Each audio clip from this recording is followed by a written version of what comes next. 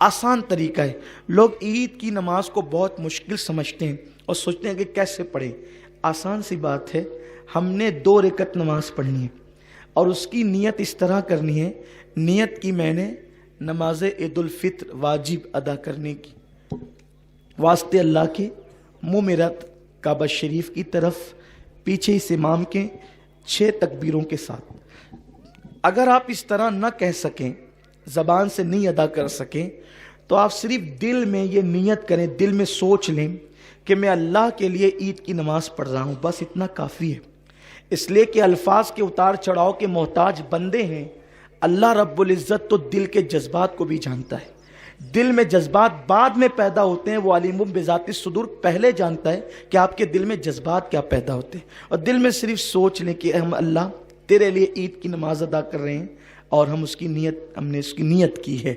اس کے بعد جو ہے تکبیر تحریمہ ہوگی، یعنی امام جو ہے وہ کانوں کی لو تک ہاتھ اٹھا کر کے تکبیر کہے گا، جو پہلی تکبیر ہوتی ہے۔ آپ نے بھی تکبیر تحریمہ کہہ کر ناف کے نیچے ہاتھ باندھ لینا ہے۔ امام صاحب ثنا پڑھیں گے، آپ نے بھی ثنا پڑھنی ہے۔ ثنا پڑھنے کے بعد ہمارے معمول سے ہٹ کر 3 تکبیریں ہوگی۔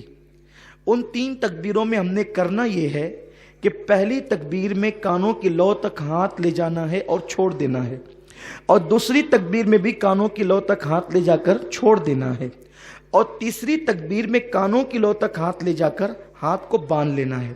2 تکبیروں میں ہاتھ چھوڑ دینا ہے اور تیسری تکبیر میں ہاتھ کو باندھ لینا ہے۔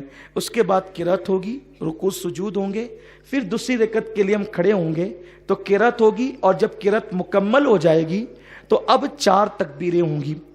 حالانکہ اصل میں وہ 3 ہی تکبیریں، لیکن آپ کو سمجھانے کے لیے 4 تکبیریں ہوگی۔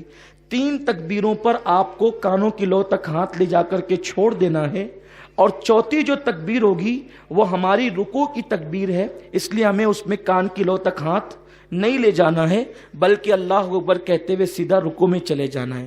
آسان سی چیز ہے کہ پہلی رکعت میں بھی 3 تکبیریں ہیں اور دوسری رکعت میں بھی 3 تکبیریں ہیں جو زیادہ ہیں، لیکن پہلی رکعت میں قرات سے پہلے 3 تکبیریں ہیں اور دوسری رکعت میں قرات کے بعد 3 تکبیریں ہیں، اور پہلی رکعت میں 2 مرتبہ ہاتھ اٹھا کر کے چھوڑ دینا ہے، تیسری میں باندھ لینا ہے، اور دوسری رکعت میں تینوں تکبیروں پہ ہاتھ چھوڑ دینا ہے، اور جو چوتھی تکبیر ہے وہ رکوع کی ہمارے معمول کی تکبیر ہے، اس میں ہم نے رکوع میں چلا جانا ہے۔ پھر اس کے بعد جیسے ہم نماز ادا کرتے ہیں اپنے معمول کے مطابق ہم نماز ادا کریں گے۔